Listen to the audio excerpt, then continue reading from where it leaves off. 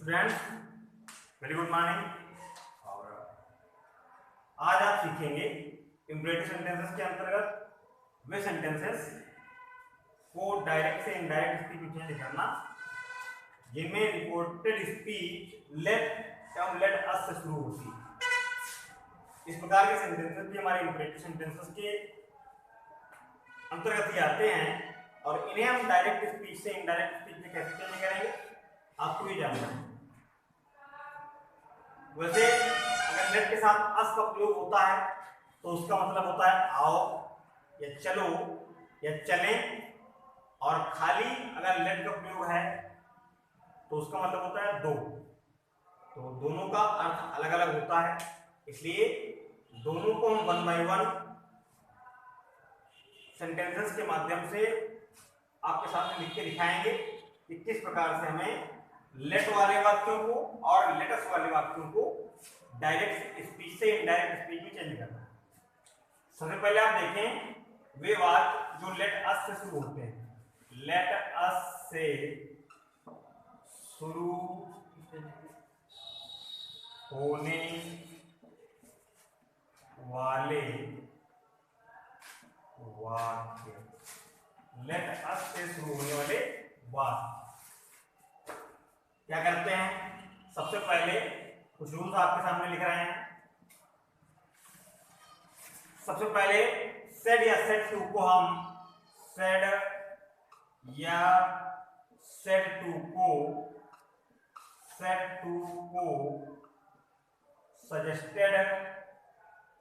Suggested अथवा proposed में change कर देते हैं। प्रपोज्ड में चेंज कर देते हैं। सेड या सेड टू को सजेस्टेड या प्रपोज्ड में चेंज कर देते हैं। नंबर 2, कामा इन्वर्टेड कामा के स्थान पे कंजक्शन दैट का प्रयोग करते हैं। कंजक्शन दैट का प्रयोग करते हैं।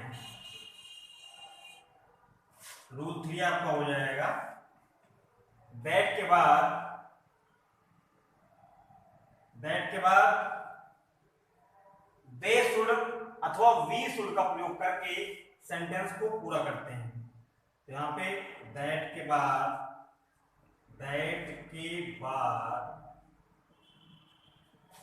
सेंटेंस को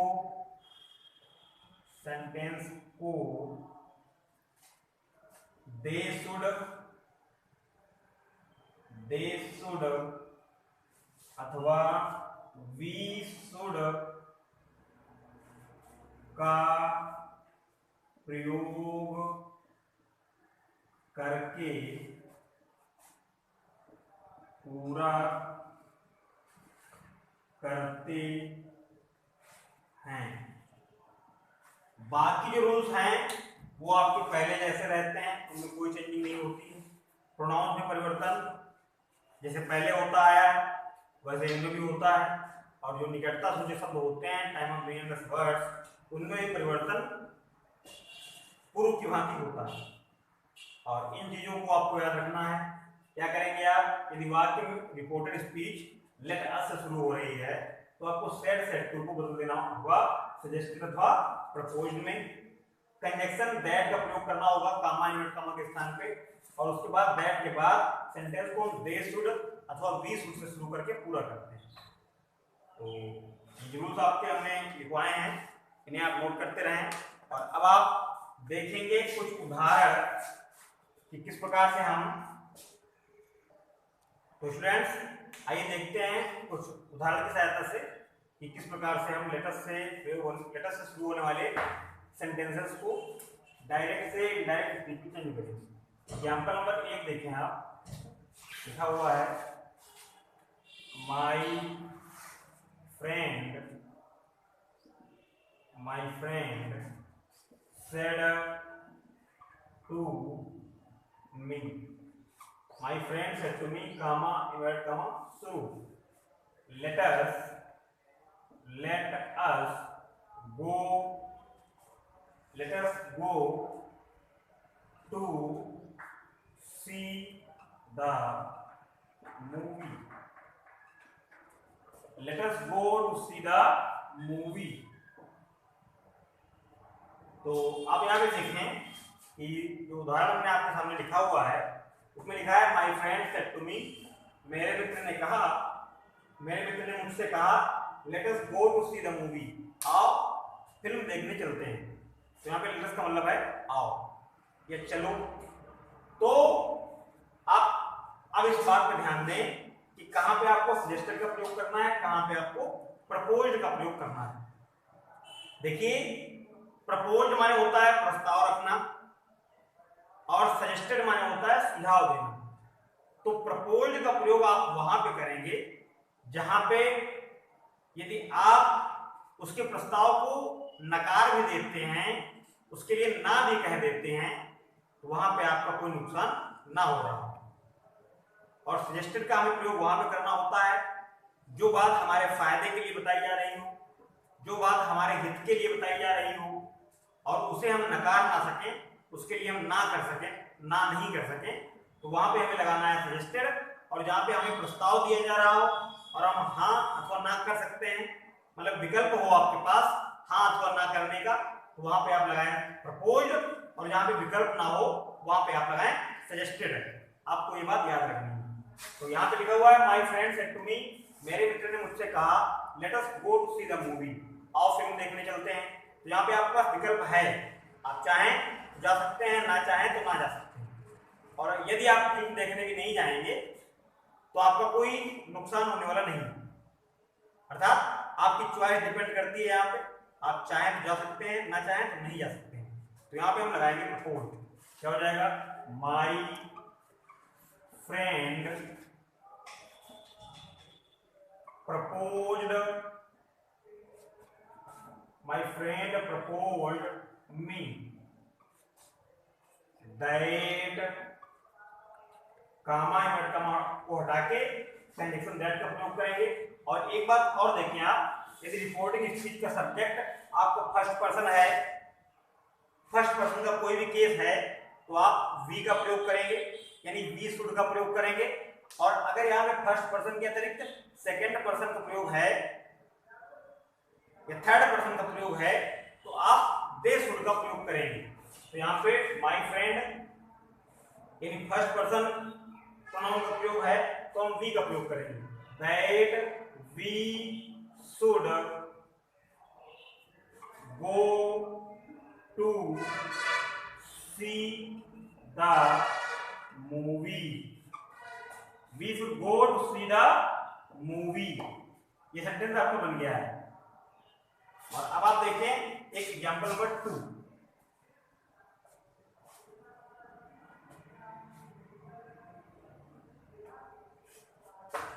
एग्जांपल नंबर 2 आपके सामने बोर्ड पे लिख रहे हैं। लिखा हुआ है माय नहीं, आप लिखिए the teacher said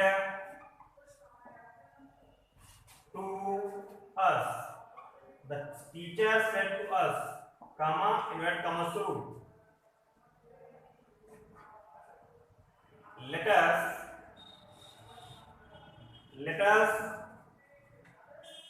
discuss on this important topic, let us discuss on this important topic। अब आप यहाँ पे देखें कि लिखे हुए सेंटेंस की जब हम हिंदी निकालेंगे तो हमारा हो जाएगा the teacher said to us, अध्यापक ने हमसे कहा। लेट अस माने आओ, डिस्कस माने वार्तालाप करते हैं, ऑन दिस माने इस पर, इंपॉर्टेंट माने महत्वपूर्ण, टॉपिक माने शीर्षक पर। तो अध्यापक ने हमसे कहा कि आओ इस महत्वपूर्ण शीर्षक पर चर्चा करते हैं। तो यहाँ पे आप ये बात देखें कि यहाँ पे आपके पास विकल्प नहीं है, आप टीचर को मना नहीं कर सकते हैं कि नहीं हम इस पर चर्चा नहीं करेंगे। और यदि आप उस टॉपिक को नहीं समझते हैं तो आपकी पढ़ाई का नुकसान होगा वहां पे। इसलिए ऐसे सेंटेंसेस में जिनमें हमारे पास विकल्प ना हो हम लगाएंगे सजेस्टेड, और जिसमें विकल्प हो उनमें लगाएंगे प्रपोज्ड। हालांकि ये कोई निश्चित जरूरी नहीं है कि आपको कहां पे सजेस्टेड लगाना है, कहां पे प्रपोज्ड लगाना है, दोनों में से एक का प्रयोग हमें करना होता है। लेकिन यदि हम इस प्रकार से सजेस्टेड और प्रपोज्ड का प्रयोग करें तो ज्यादा सही है। उन सेंटेंसेस में जिनमें हमारे पास विकल्प होगा आप लगाएंगे प्रपोज्ड, और जिनमें आपके पास विकल्प नहीं होगा आप लगाएंगे सजेस्टेड। यहाँ पे विकल्प नहीं है हम लगाएंगे सजेस्टेड। सेंटेंस हमारा बन जाएगा the teacher suggested us, comma unit का हटा देंगे। द टीचर आपका थर्ड पर्सन है तो यहाँ पे दे का प्रयोग करेंगे। अस के बाद दैट लगाएं पहले, दैट दे should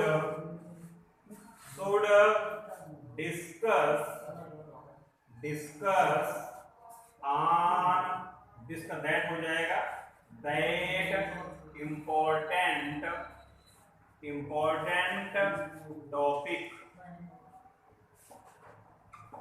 तो सेंटेंस बन गया है the teacher suggested us that they should discuss on that important topic. और अब आप देखिए एग्जांपल नंबर 3।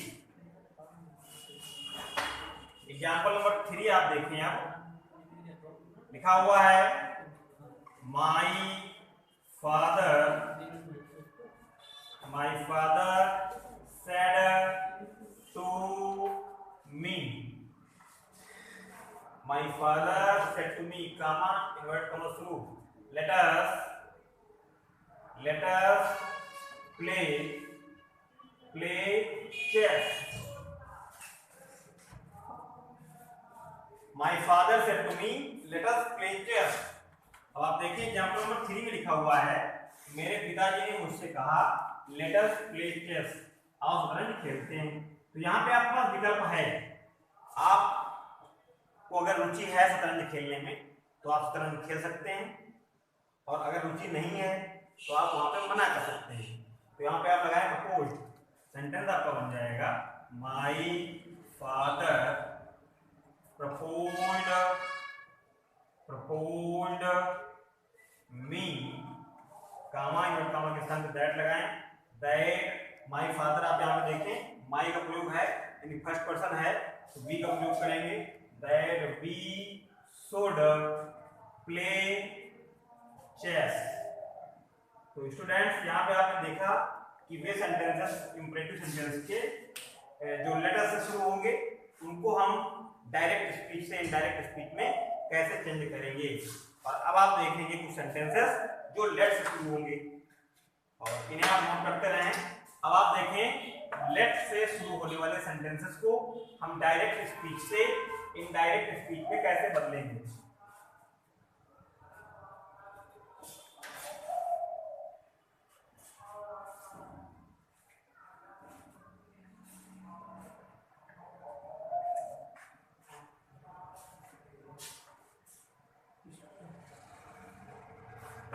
अब आप देखें लेट से शुरू होने वाली बात, लेट से शुरू होने वाले, लेट से शुरू होने वाले वाक्य, जो सेंटेंस लेट से शुरू होंगे उन्हें हम कैसे बनाएंगे। आप देखिए एग्जाम्पल के साथ। एग्जाम्पल नंबर 1 लिखा हुआ है The principal said to the peon. The principal said to the peon, comma inverted comma through. Let the boy go out. Let the boy go out. अब आप देखिए यहाँ पे सेंटेंस लिखा हुआ है कि the principal said to the peon, प्रधानाचार्य ने, पियोन माने चपरासी होता है, चपरासी से कहा, क्या कहा, late the boy go out, लड़के को बाहर जाने दो। तो इन सेंटेंसेस में इनमें लेट का प्रयोग होता है, इनमें सलाह, आदेश और मोस्टली आर्डर का सेंस छिपा रहता है। मोस्टली आर्डर का प्रयोग होता है सेट या सेट टू के स्थान पे। और यदि प्लीज के साथ डोंट लगा है या प्लीज के साथ लेट का प्रयोग है तो वहां पे आप रिक्वेस्टेड लगाएं। और यदि सलाह देने का भाव यहाँ पे दर्शाया जा रहा हो तो वहां पे आप एडवाइस लगाएं। तो यहाँ पे आपको सेंस का ध्यान देना है कि यदि रिपोर्टेड स्पीच के वाक्य में सलाह दी जा रही है तो आप एडवाइस का प्रयोग करें रिपोर्टिंग वर्ब के रूप में। यदि आर्डर यानी आदेश दिया जा रहा है तो आप आर्डर का प्रयोग करें, और यदि प्रार्थना की जा रही हो, विनती की जा रही हो तो आप रिक्वेस्टेड का प्रयोग करें। तो जब इस सेंटेंस को हम पढ़ेंगे तो इससे जाहिर होता है कि यहाँ पे आदेश दिया जा रहा है, क्योंकि चपरासी को प्रिंसिपल आदेश देता है। तो सेंटेंस हमारा बन जाएगा द प्रिंसिपल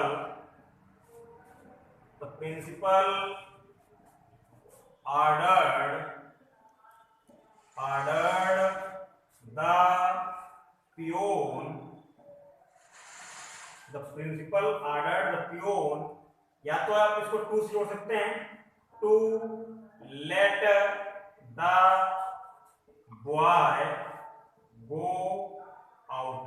एक तरीका तो ये है, इसे हम इस प्रकार से बना सकते हैं, the principal ordered the peon to let the boy go out. अथवा इसको हम दूसरी प्रकार ऐसे बना सकते हैं, the principal ordered the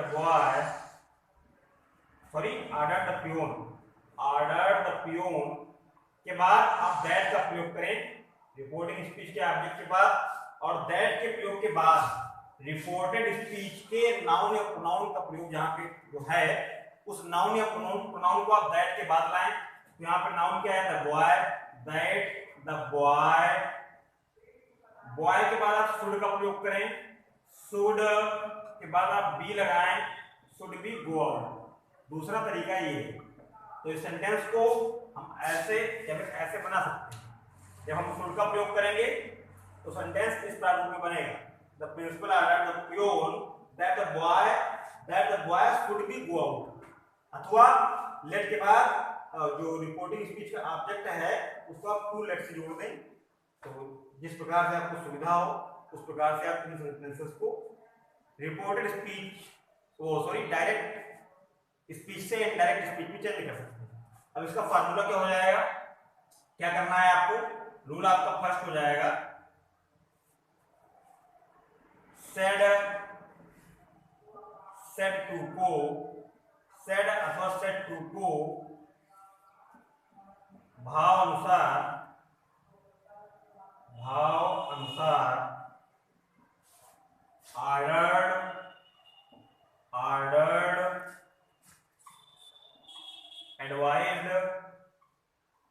advised requested में चेंज कर देते हैं। नंबर 2 आपको हो जाएगा, शेष वाक्य को इन्फिनिटिव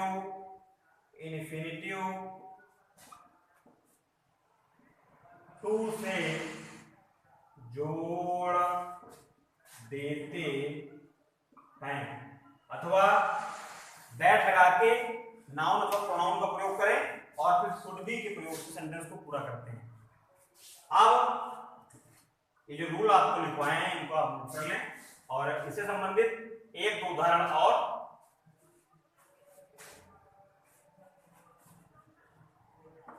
अब आप देखें एक दूसरा उदाहरण, इसमें लेट का प्रयोग होगा, ये डोंट लेट का प्रयोग हम करके आपको दिखाते हैं। सेंटेंस लिखा हुआ है,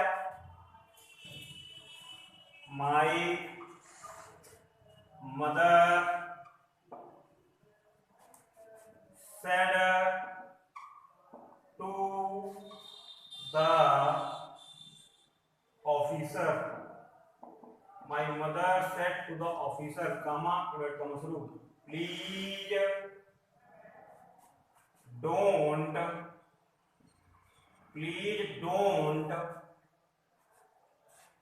beat my son. My mother said to the officer, please don't, इसमें लेट का प्रयोग नहीं आया है, तो इसके स्थान पे हम दूसरी बात लिखेंगे. My mother said to the officer, please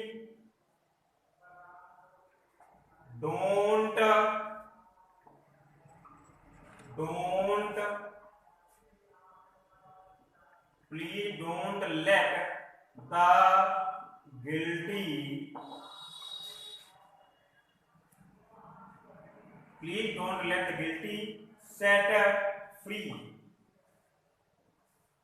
sentence लिखा हुआ है my mother said to the officer, please don't let the guilty set free. मेरी माँ ने अधिकारी से कहा, कृपया अपराधी को खुला न जाने दें, अर्थात न छोड़ने दें, उसे न फ्री करने दें. तो सेंटेंस बन जाएगा, आप यहाँ पे देख सकते हैं प्लीज लगा हुआ है, सेंटेंस बन जाएगा आपका, ये एग्जांपल नंबर 2 है. सेंटेंस बनेगा my mother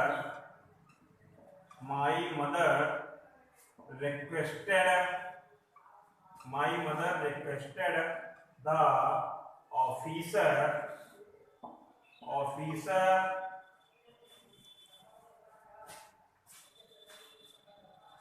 not to let the guilty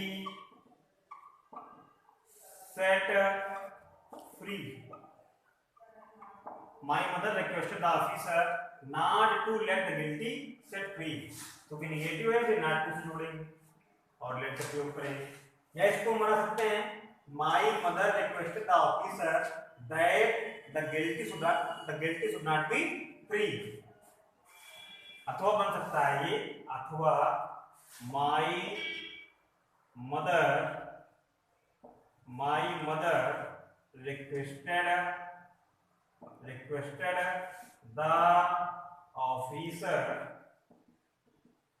My mother requested the officer that the guilty should not be free. दो मस्तिष्क भी एक प्रकार से हम बना सकते हैं वे उन सेंटेंसेस को जिनकी शुरुआत लेट से होगी. यहाँ पे आपको सेंस पे ध्यान देना है. ऑर्डर्ड, रिक्वेस्टेड अथवा एडवाइज्ड में से एक का प्रयोग करके आप चाहे तो वाक्य को टू से जोड़ दें, यदि अफर्मेटिव है, और निगेटिव है तो नॉट टू से जोड़ दें.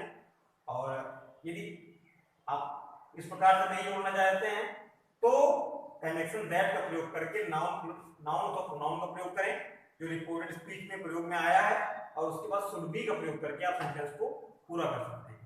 आशा है कि हमारे द्वारा समझाए गए सेंटेंसेस आपको अच्छी प्रकार समझ में आए होंगे, और इनसे संबंधित होमवर्क भी आपको करना होगा.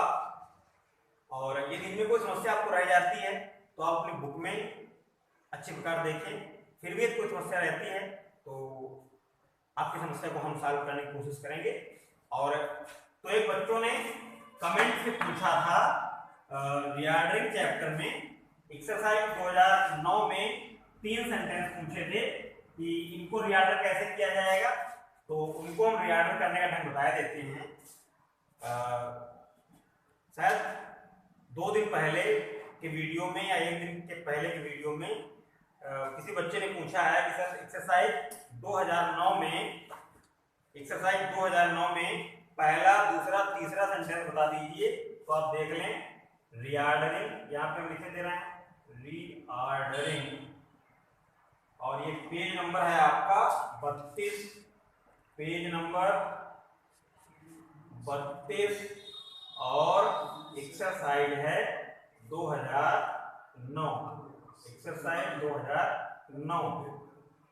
तो एक्सरसाइज 2009 का पहला सेंटेंस आप देखें, लिखा हुआ था टेल, टेल के बाद टू डू, दिस लिखा है, वर्क लिखा है उसके बाद, और वर्क के बाद हिम, हिम, और विदाउट डिले, विदाउट डिले, ये सेंटेंस लिखा हुआ था और इसे हमें रीऑर्डर करना है।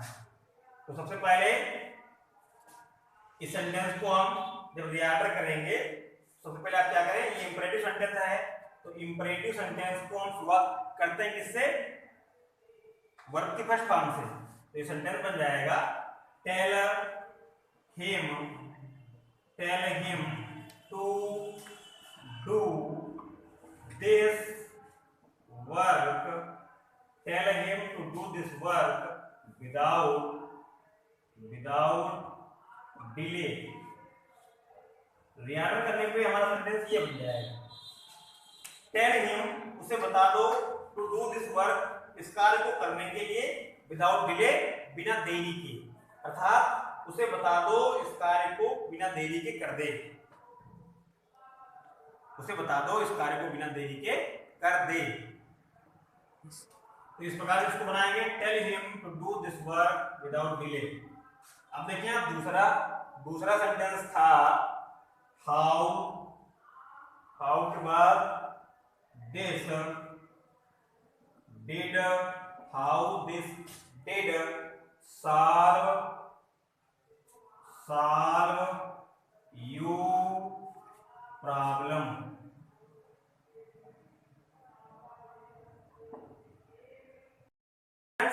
दूसरा सेंटेंस था how this did solve you problem, ये इंट्रोगेटिव है तो ये बन जाएगा how did you solve this problem. इसे हम ऐसे बना देंगे, लास्ट में क्वेश्चन मार्क लग जाएगा। और अब आप देखें एक तीसरा सेंटेंस था, उसमें लिखा है my younger sister yours is in class. तीसरा सेंटेंस था my younger sister yours is in class.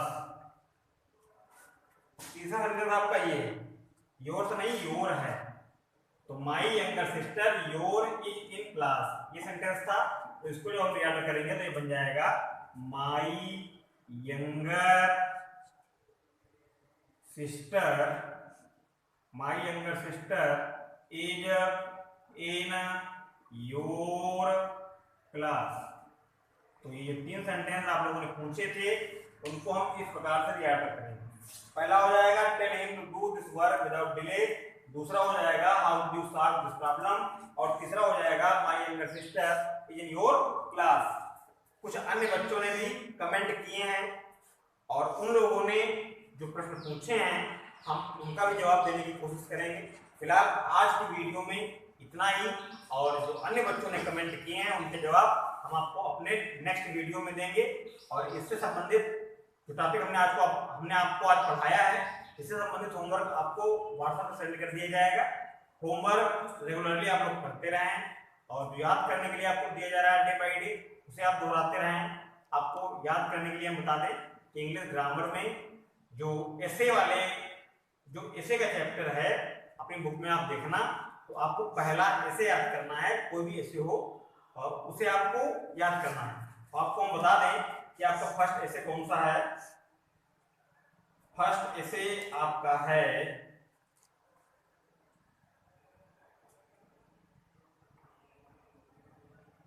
My mother. Page number 380 पे आपका फर्स्ट एसे है माय मदर। तो वहां पे आपको माय मदर वाला एसे याद करना है। वहां पे अपनी माँ का नाम, मतलब माँ का नाम, आप अपनी माँ का नाम लिखें, बाकी सारा कुछ आपको वही रखना है और उसे आप लिख के याद करें। होमवर्क आपको सेंड कर दिया जाएगा और आशा है कि आप लोग अच्छे प्रकार पढ़ते रहेंगे। पीछे के टॉपिक आपको पढ़ाए गए हैं उनका रिवीजन करते रहेंगे। इंपरेटिव सेंटेंस के अंतर्गत ही कुछ सेंटेंसेस छोटे हैं, थोड़े स्पेशल टाइप के होते हैं, उन्हें हम डायरेक्ट स्पीच से इनडायरेक्ट में कैसे चेंज करेंगे ये आपको हम कल बताएंगे। फिलहाल आज की वीडियो में इतना ही, और इसके बाद आपको बताएंगे कल की वीडियो। Till then